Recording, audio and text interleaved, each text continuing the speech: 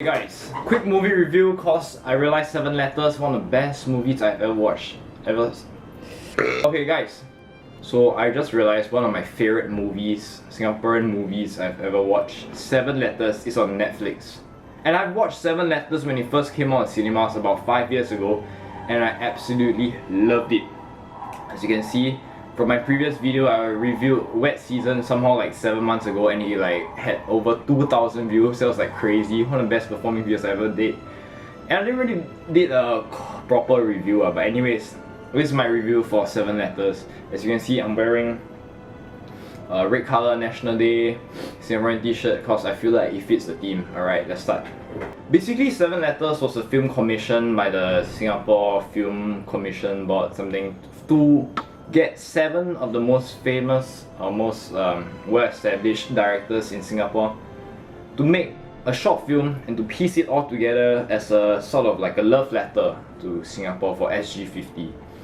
And I was so like excited for the thought of this movie because ever since my opinion for Singapore films has gone like straight through the roof after watching Ilo Ilo in 2013. And this is a very late review, 5 years late, but I just got a reminder. I just felt like saying something about one of my favorite films.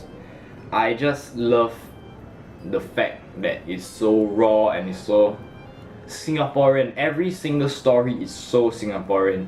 It is so diverse. We get things from like the past, all the way to the past, from like World War II, all the way to the present. And even in between in the 70s and 80s, it's so good. Okay, it just spans every single aspect of Singaporean life. And fun fact, right? Out of the 7 stories, like one of the stories called Bunga Sayang by Royston Tan was one of my favorite, and I just love the music that is played. Like the audio, the soundtrack of Bunga Sayang was so good, right? After walking out of the movie, right, I just wanted to hear it more and more again. So they uploaded it on YouTube, like the full soundtrack, and I would like to say I think I kind of made them upload it because I did message them on Facebook like 5 years ago. I don't think I can find it, but like I messaged them 5 years ago and for them to release the music. And Bunga Sayang was one of my favorite out of the 7 short stories. They're all great. Like it's super whimsical. It's quite a very touching like interaction between the 2 main characters of the short film. Very good.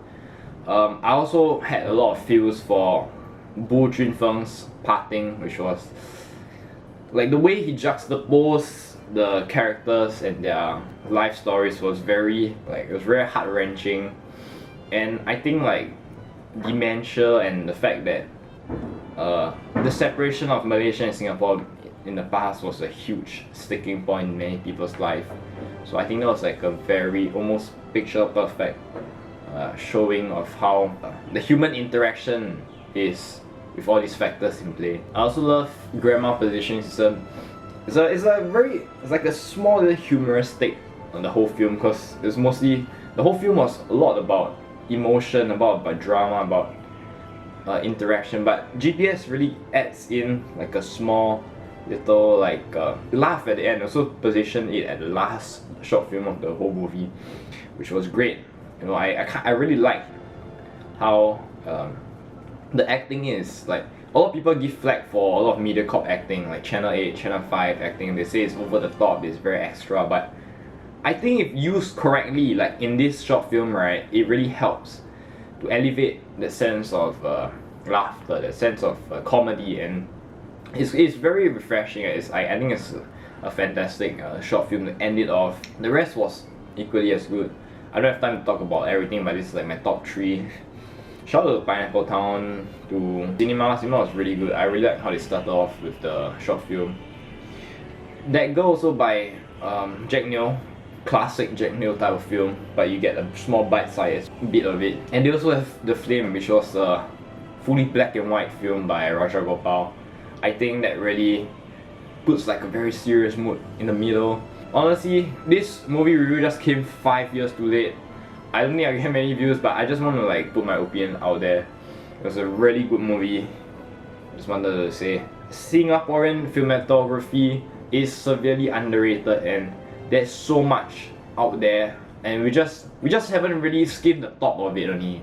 And if only, right, like the Ministry of Culture, if more funding was put into the filming scene, right, I'm definitely sure, right, that so many more raw talents can come out of this. And I'm really hopeful. I just hope, like, you know, this will go viral. Everybody will just like focus attention onto Singaporean films. Yes, that's it. Very quick one. I hope this is in like 5 minutes or something. I don't know. See you.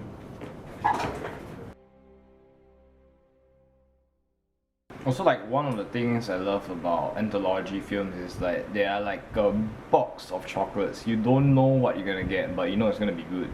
There's some good ones, there's some like bitter ones, some sweet ones. In this movie, it just encompasses all of them. Brilliant film.